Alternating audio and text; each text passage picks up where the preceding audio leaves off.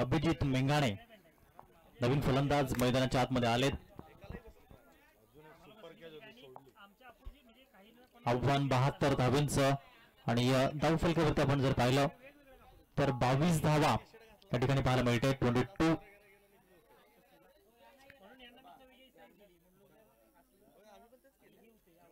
5 बॉलचा खेळ पाहायला मिळतोय. मग निवास कांबळेला आपण जर बघितलं तर चांगली फलंदाजी आणि चांगली गोलंदाजी यांचं कॉम्बिनेशन आहे. त्यावेळेस देखील चांगला बॉल जो पाहायला मिळालाय आणि आता मॅचचं समीकरण आपण बघितलं तर 12 चेंडू 50 धावेची आवश्यकता हे समीकरण या मॅचचं आहे.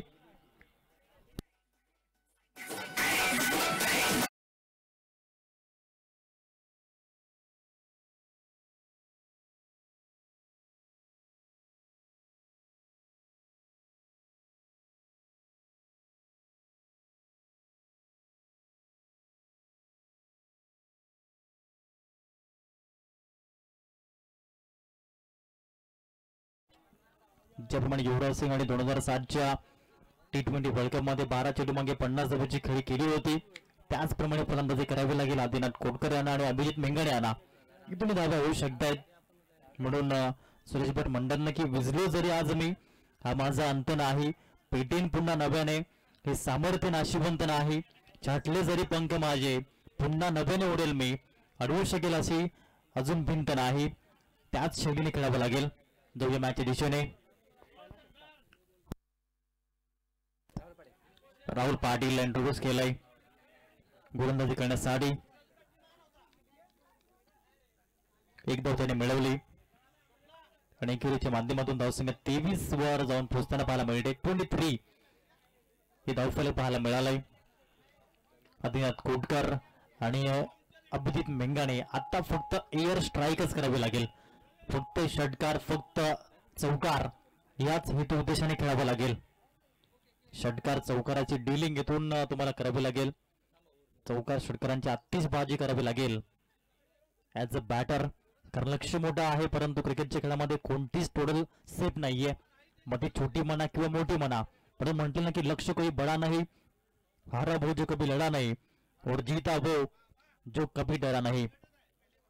No ball. There is the victory behind the fear. डर के आगे जीत है आणि याच हेतू उद्देशाने खेळावं लागेल. धावसंख्या 1ने पुढे गेली आणि जाऊन पोहोचली स्कोर बोर्डवर. टीमध्ये 24 धावा धाव फलकावरती पाहायला मिळते. 24 रन्स आतापर्यंत पाहायला मिळाले. फीडचं सिग्नल केलंय.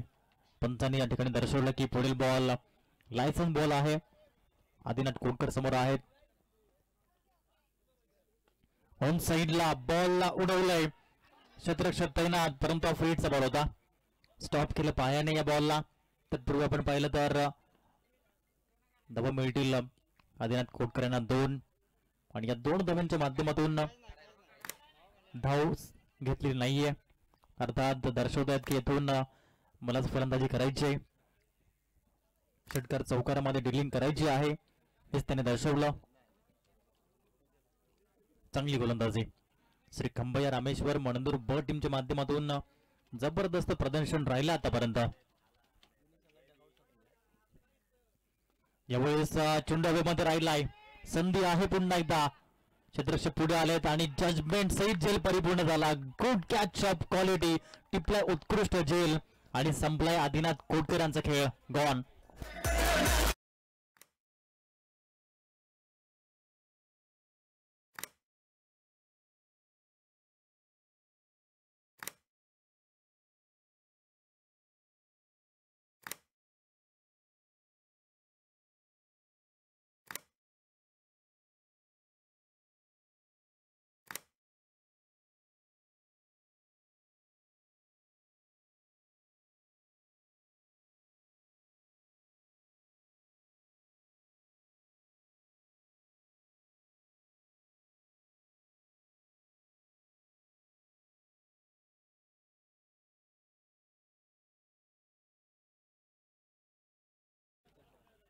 श्री खंबैया रामेश्वर मणंदूर ब टीमच्या माध्यमातून राहुल पाटील यांना आपण पाहत आहेत.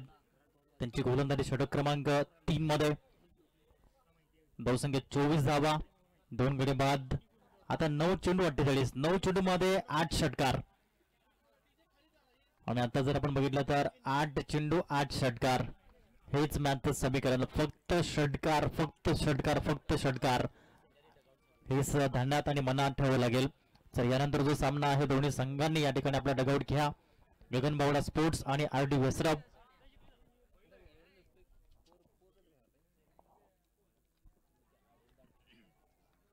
यावेळेस कमी गतीने बॉल जरूर हाताळला.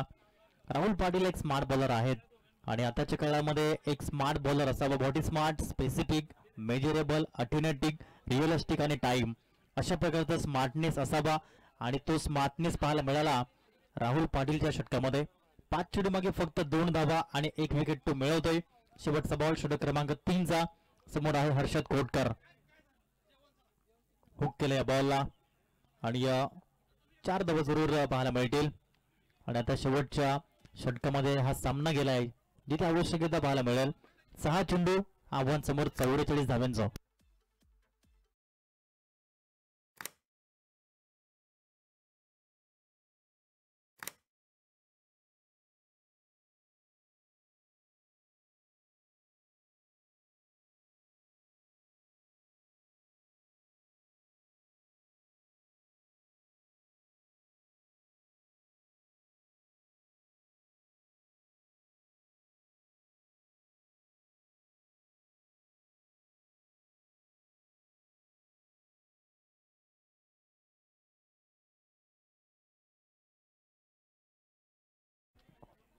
बाजीराव पाटील,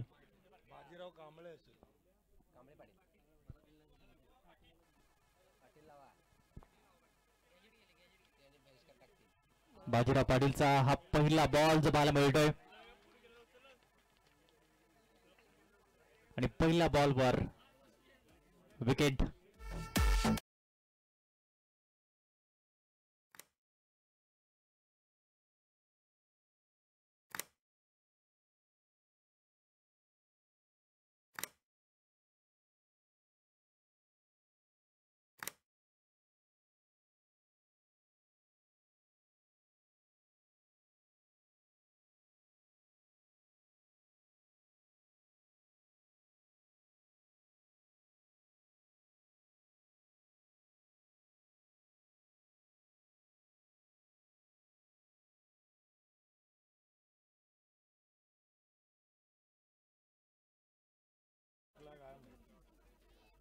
इथून आपण फक्त औपचारिकता पाहणार आहोत.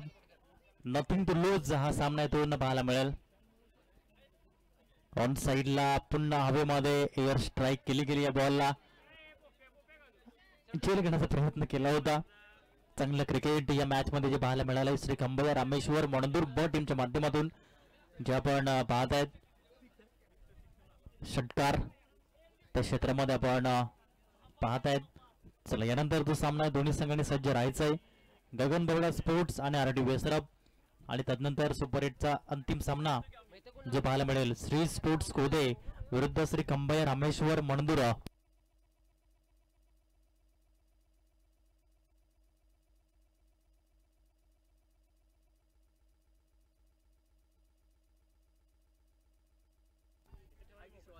धावसंख्या 34ला 3. यावेळेस व्हाईट बॉल जो पाहायला मिळतोय, एकदा मिळेल व्हाईटच्या स्वरूपाची.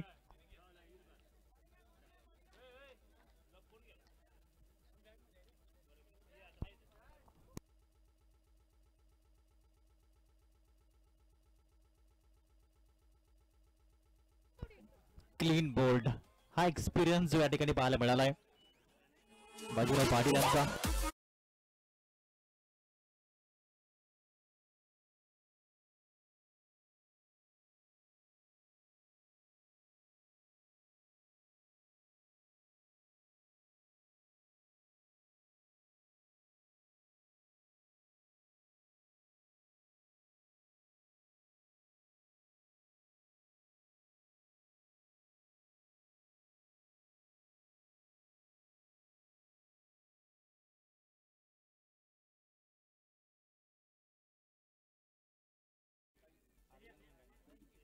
आर्यन मेंघाणे न्यू बॅटर मैदानाच्या आतमध्ये येतोय. इथून फक्त 2 चेंडूचा खेळ शिल्लक आहे. एकतर्फी हा सामना राहिलाय. ज्याप्रमाणे आतापर्यंत खेळ राहिला श्री खंबया रामेश्वर म्हणून बस साखरी स्पार्टन्स टीम थोडस बॅकफूट वरती आहे या मॅच मध्ये.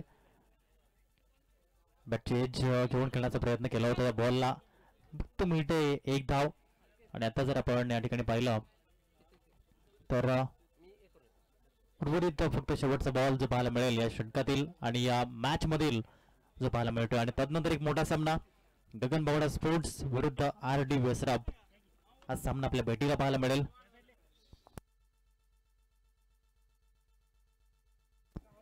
चांगला बॉलने समाप्ती केली या मॅचची आणि विजय पदक रोवली या मॅच मध्ये ती म्हणजे श्री खंबया रामेश्वर म्हणून ब टीमने.